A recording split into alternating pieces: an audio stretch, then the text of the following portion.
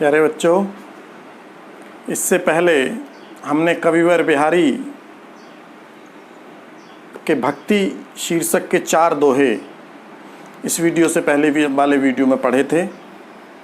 अभी हम जो शेष और 4 दोहे हैं भक्ति शीर्षक के, इस वीडियो में उनका अध्ययन करेंगे, उनकी व्याख्या, रसछंद अलंकार, काव्य सौंदर्य, संदर्भ और प्रसंग आदि के विषय में जानेंगे। जैसा कि आप जानते हैं कि एक कविता का, एक पाठ का संदर्भ एक ही होता है। उसकी चर्चा हम पिछले वीडियो में कर चुके हैं जब हमने पाठ का प्रारंभ किया था। तो पुनः एक बार हम उसका वाचन कर देते हैं।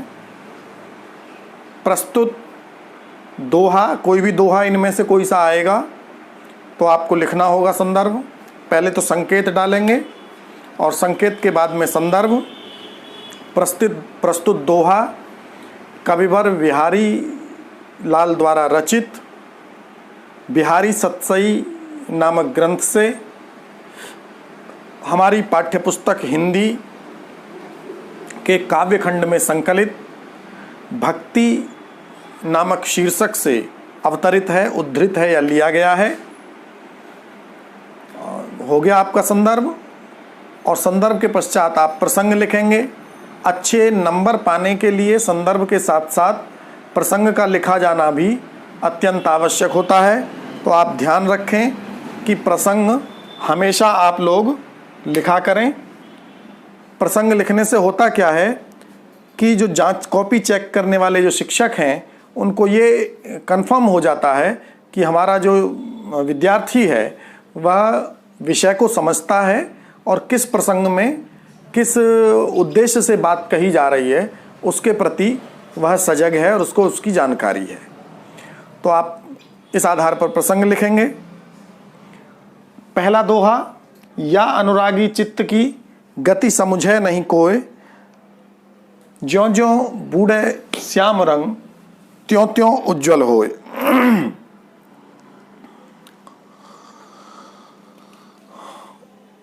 प्रसंग क्या हो सकता है इसका? प्रस्तुत दोहे में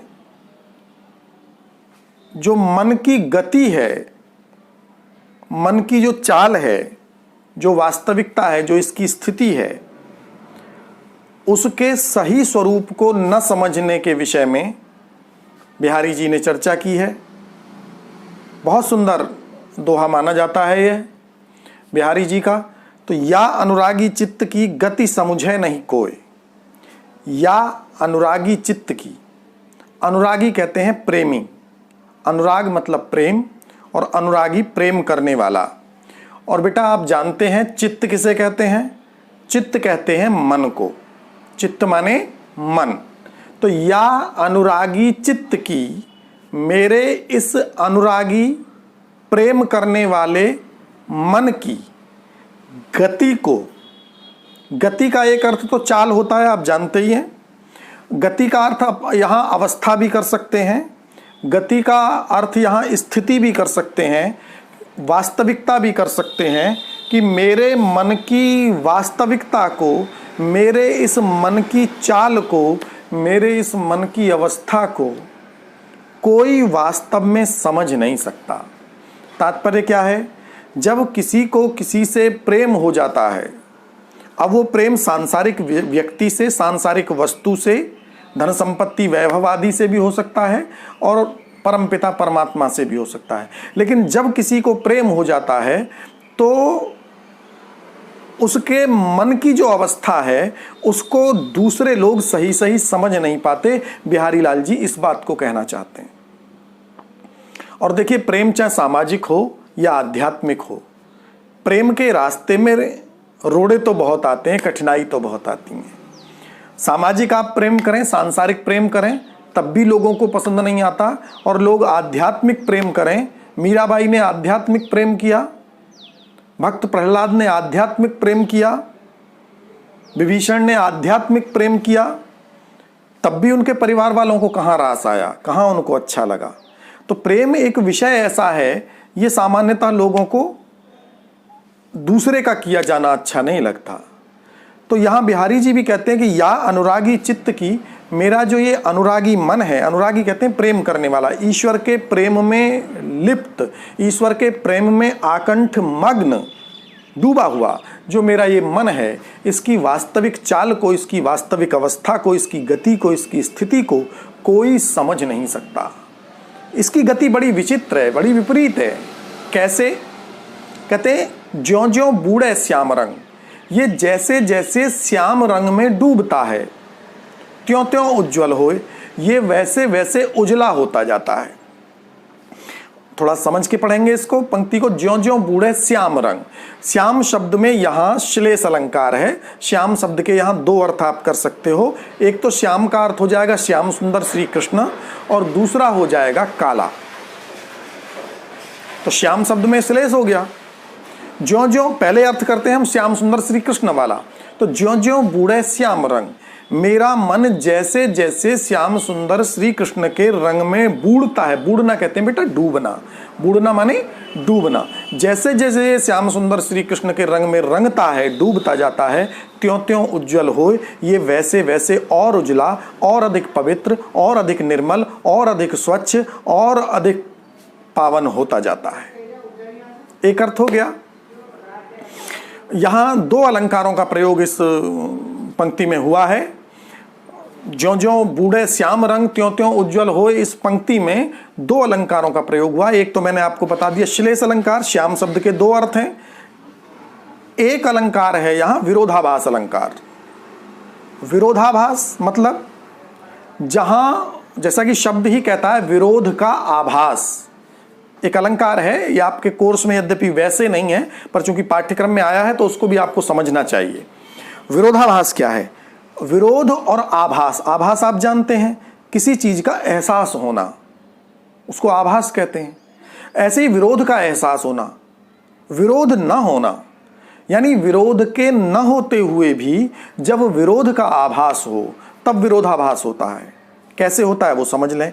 ज्यों ज्यों बूढ़े श्याम रंग, ज्यों ज्यों बूढ़े श्याम रंग, ये जैसे जैसे श्याम सुंदर श्री कृष्ण के रंग में डूबता है, जैसे जैसे श्याम रंग में। अब जब विरोधाभास निकालना होगा तो श्याम का अर्थ लगाएंगे हम काला, श्याम का अर्थ लगाएंगे काला। तो ये मेरा जो मन है जैसे जैसे काले रंग में बूढ़ता है, डूबता है, त्यों त्यों उज्जवल होए, ये वैसे वैसे उजला होता जाता है। अब एक बात समझिए, किसी भी कपड़े को, किसी भी वस्त्र को, किसी भी वस्तु को, श्वेत हो, साफ हो, उसको आप काले रंग में डुबाएंगे तो क्या वो और उजला होता जाएगा? क्या वो और ज्यादा सफेद हो जाएगा? संभव है? संभव नहीं है। यही विरोधाभास है। यानी डूब किस में रहा है? मन काले रंग में, श्याम रंग में। हो कैसा रहा है? उज्जवल हो रहा है, निर्मल हो रहा है, पवित्र, स्वच्छ, श्वेत हो जा रहा है। तो यह इसी अवस्था को विरोधाभास कहते हैं। तो इसको विरोधाभास समाप्त कैसे होगा? अरे भाई, ये काले रंग में डूबने की बात नहीं है, वहीं उस श्याम शब्द का अर्थ निकलेगा श्री कृष्ण।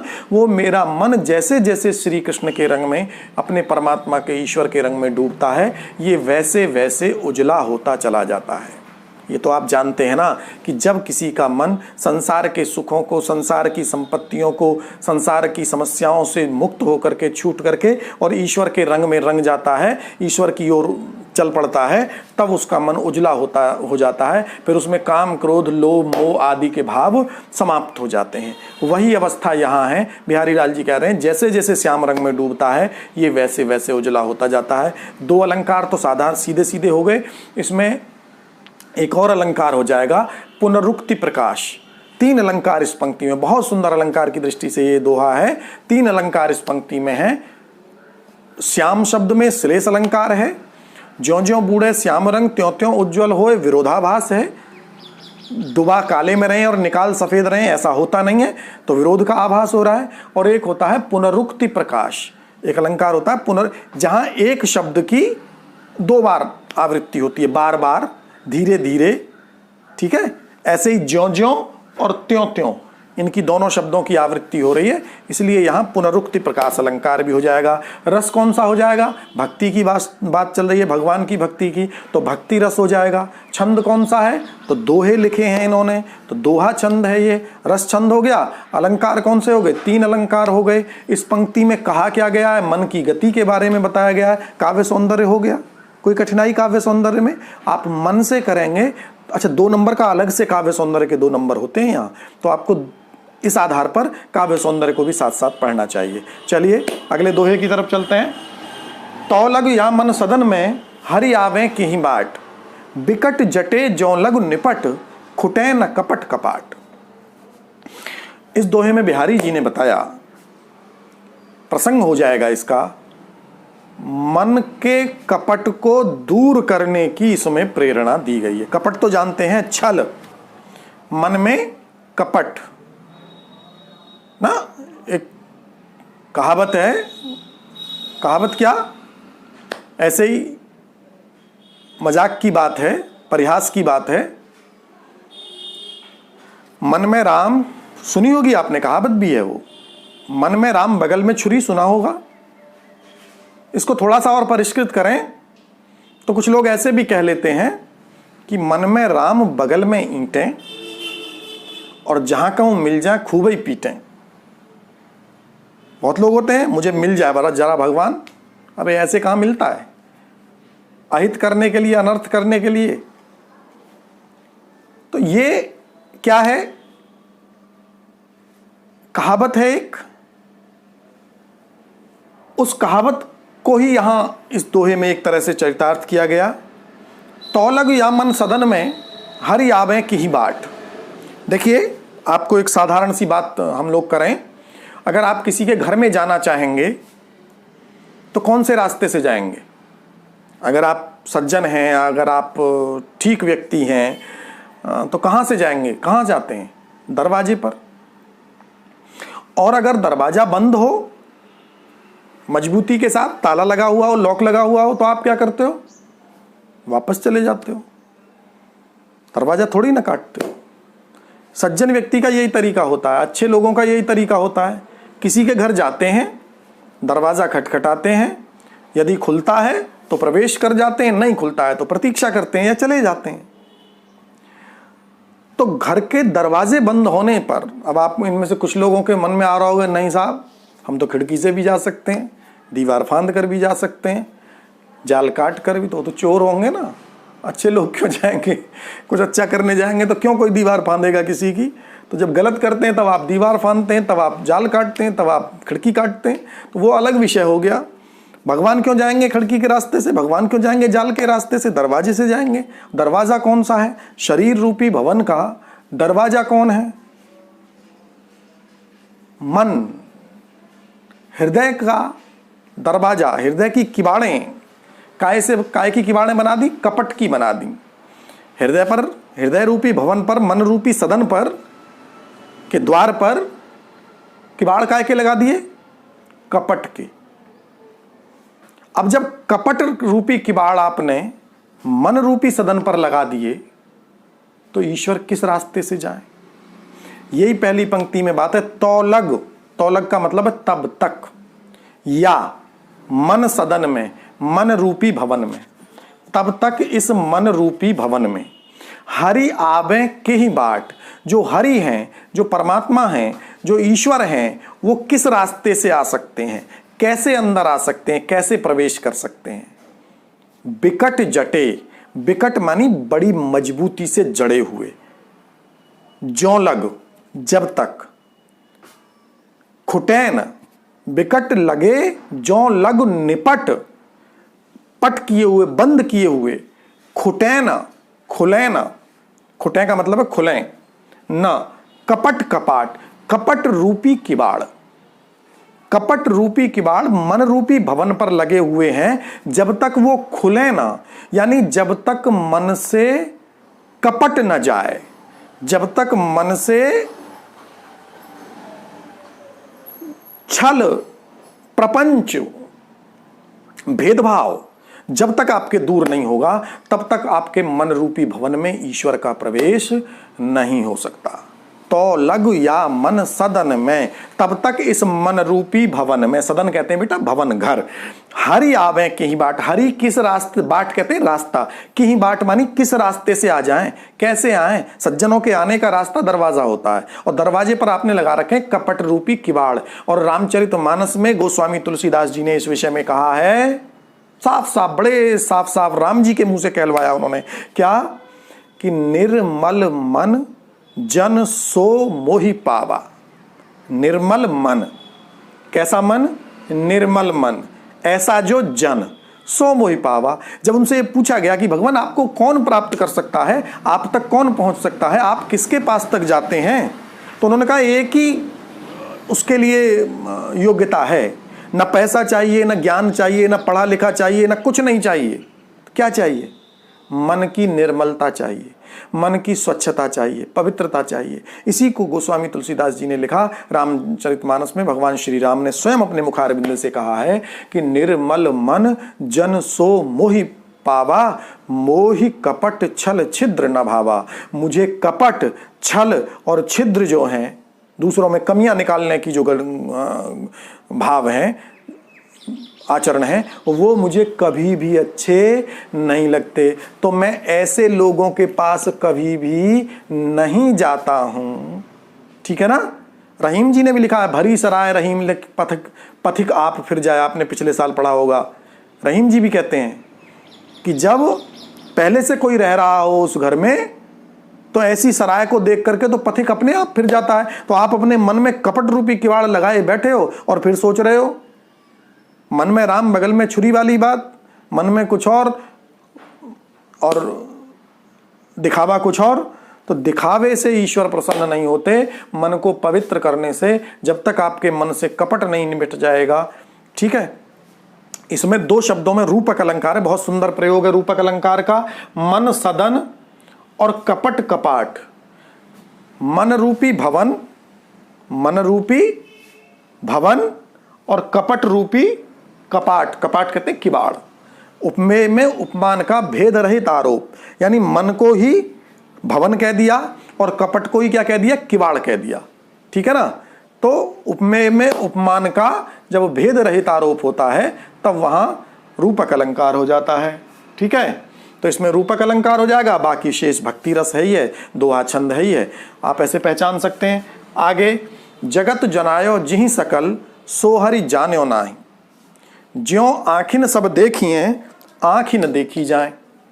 जगत जनायो जिहि सकल सोहरि जान्यो नाहि, ज्यों आँखिन सब देखी हैं आँखि न देखी जाए।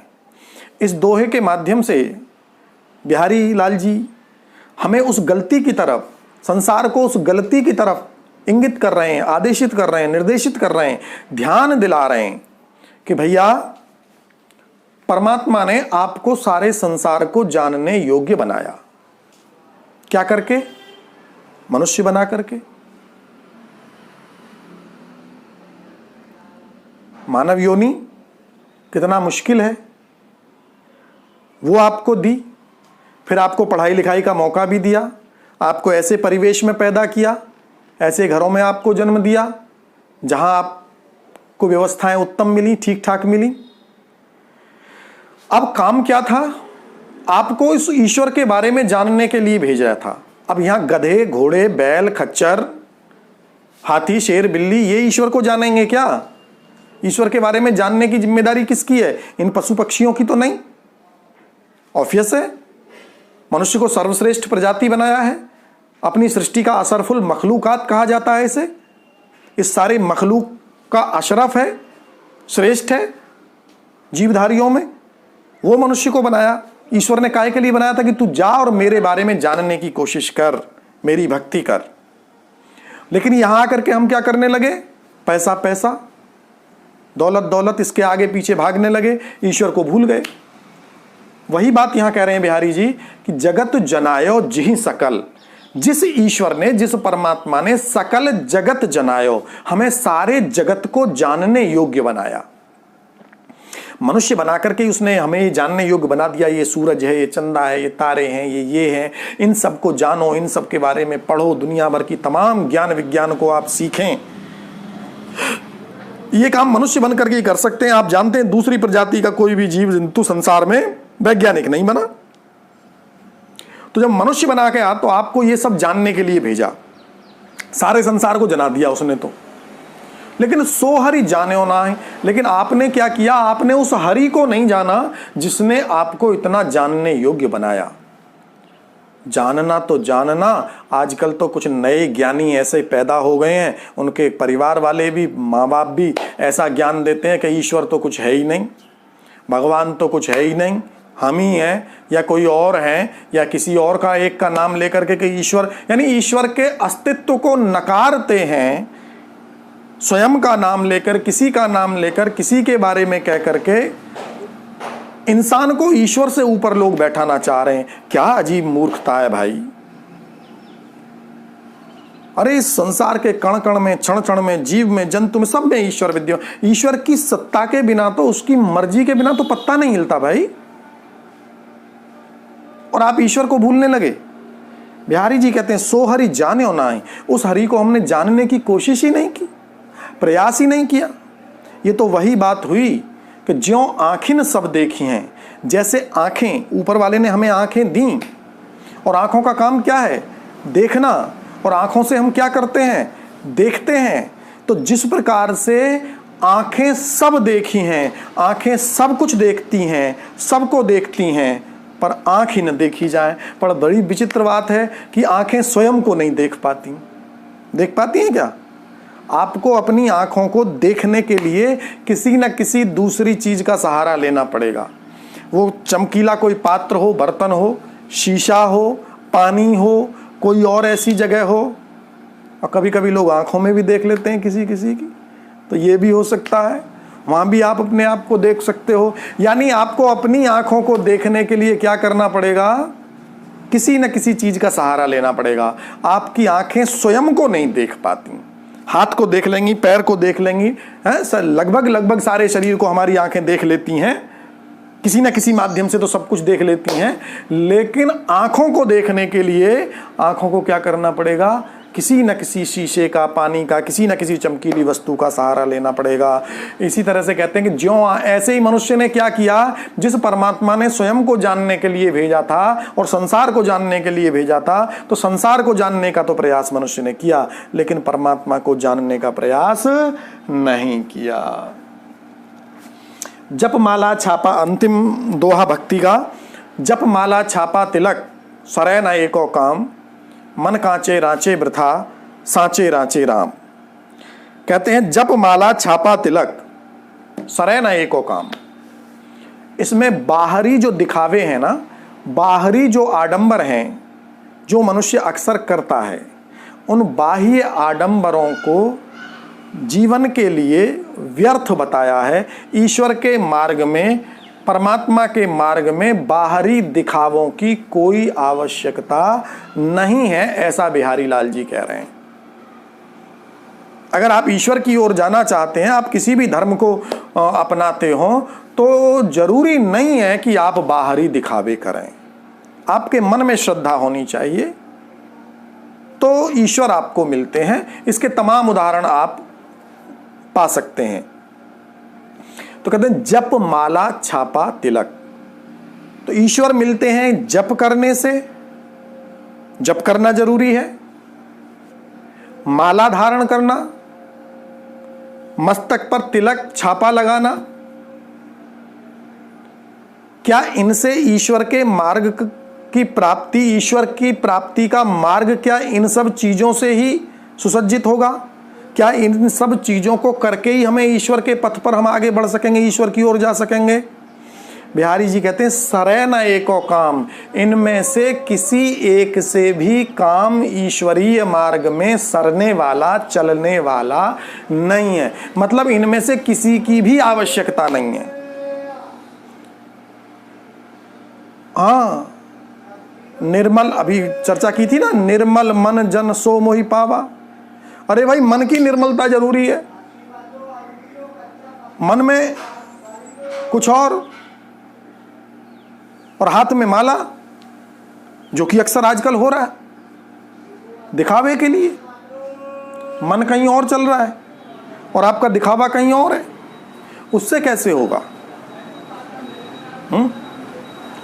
तो जप, माला, क्या माला पहननी, संत महात्मा होकर के, मौलवी फकीर होकर के हाथ में माला लेना और कर्म बुरे करना, क्या इससे ईश्वर की प्राप्ति होगी?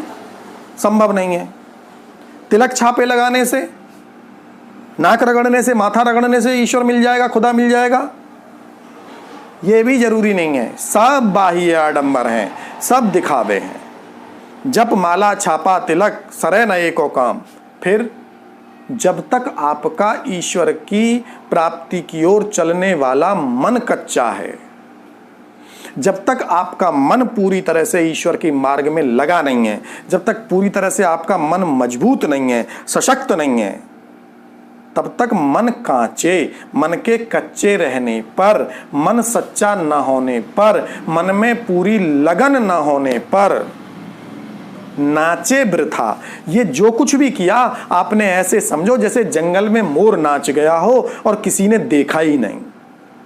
ये तो व्यर्थ नर्तन है, व्यर्थ नाचने जैसा है। फिर भैया ईश्वर काहे से प्रसन्न होंगे ये तो बता दो। वो भी बता दिया बाद में कि साचे राचे राम। राम परमात्मा ईश्वर राचता है, प्रसन्न होता है, आनंदित होता है, प्राप्त हो जाता है। काहे से? मन सच्चा होने से। साचे राचे राम। जब आपका मन सच्चा होता है, सांच बराबर तप नहीं और झूठ बराबर पाप। जाके हृदय सांच है, ताकि हृदय आप। यार कितने दिन पहले आपने ये दोहा पढ़ा होगा, अगर पढ़ा है तो कहीं। मैंने तो पढ़ा था बचपन में, छोटी क्लास में ही पढ़ लिया था। झूठ बराबर है, सांच बराबर तप नहीं। सत्य से बढ़ती कोई तपस्या नहीं। आप सत्य बोलना शुरू कीजिए, जीवन में सत्य को अपना लीजिए। केवल एक ही गुण अपना लें आप, ईश्वर की भक्ति को अपना लें आप। शबरी ने कौन से शास्त्र पढ़े थे? जटायु ने कौन से ग्रंथ अध्ययन किया था? ईश्वर मिले ना उनको? जंगल के भालू बानरों को, भील कोल निषादों को ईश्वर का दर्शन हुआ ना, संपूर्ण स्वरूप का दर्शन हुआ। कैसे? मन सच्चा था। तो मन कांचे, नाचे वृथा। जब तक मन कच्चा है आपका, तब तक आपका नाचना व्यर्थ है। सांचे राचे राम। तो जो राम है, जो परमात्मा है, जो ईश्वर है, वो सच्चाई से रांचते हैं, सच्चाई से ही प्रसन्न होते हैं, आनंदित होते हैं। ठीक है बेटा? तो मैं समझता हूँ कि ये दोहे आपको समझ में आ गए होंगे और इनको आप अच्छे से तैयार करेंगे।